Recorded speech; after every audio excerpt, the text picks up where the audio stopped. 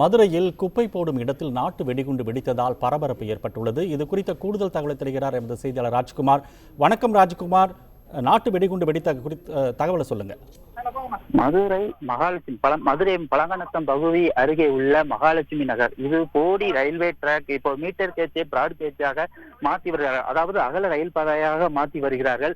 அந்த மகாலட்சுமி நகர் பகுதியில் இருபுறமும், அதாவது ஆட்கள் கடந்து செல்லாதவாறு இரண்டு புறமும் அவர்கள் காம்பவுண்ட் சுவர், ரயில்வே நிலையத்திலிருந்து காம்பவுண்ட் சுவர் எழுப்பி வந்திருக்கிறார்கள். இந்த மகாலட்சுமி நகர் பகுதியில் இருந்து, அதாவது போடி ரயில்வே டிராக்கின் அந்த ரயில்வே பாதைக்கு ஒரு 50 மீட்டர் தூரத்தில் இருந்து மகாலட்சுமி நகர் பகுதியில் இருந்து இன்று காலை சரியாக 10:15 மணி அளவில், இப்பொழுது இதிலிருந்து ஒரு 5 நிமிடத்துக்கு முன்னாடியாக ஒரு நபர் குப்பையை கொட்டியதாகவும், அந்த குப்பையை கொட்டிய நிமிடத்திலேயே வெடித்து பல மீட்டர் தூரங்களுக்கு தள்ளிகள் பறந்து வந்ததாகவும், தள்ளிகள் மற்றும் ஆணிகள் பறந்து வந்ததாகவும் கூறப்படுகிறது. இந்த பகுதியில் இங்கு நடந்து வந்த வல்லத்தரசி, அதாவது உதயகுமாருடைய மனைவி வல்லத்தரசி என்பவர் இந்த பகுதியில் எண்ணெய் வியாபாரம் பார்த்து வந்துள்ளார்.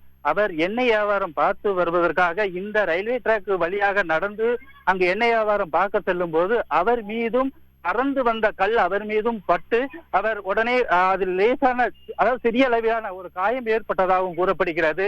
இந்த நாட்டு வெடிகுண்டு வெடிப்பில் உடனடியாக கேள்விப்பட்டவுடன் வெடிகுண்டு நிபுணர்களும் இது சம்பந்தப்பட்ட காவல்துறை அதிகாரிகளும் இந்த சம்பவ இடத்திற்கு உடனே விரைந்து வந்து சோதனையிட்டுள்ளனர். இதனால் இந்த பகுதி முழுவதும் மிகவும் பரபரப்பாக காணப்படுகிறது. சமீபத்தில் மதுரை மாவட்டத்தில், அதாவது இப்பொழுது நடைபெற்ற கொலைகள் எல்லாமே நாட்டு வெடிகுண்டு வீசி கொலை செய்யப்பட்டது என்பதும் குறிப்பிடத்தக்கது. தற்பொழுது 2 நாளைக்கு முன்னாடி கூட ஒரு ரவுடியை நாட்டு வெடிகுண்டு வீசி கொலை செய்தார்கள் என்பதும் குறிப்பிடத்தக்கது. இதனை அடுத்து இந்த மாதிரியான நாட்டு குண்டு வெடித்ததால் காவல்துறையினர் மற்றும் உயர் அதிகாரிகள் இந்த சம்பவ இடத்திற்கு விரைந்து வந்து சோதனை வருகின்றனர்.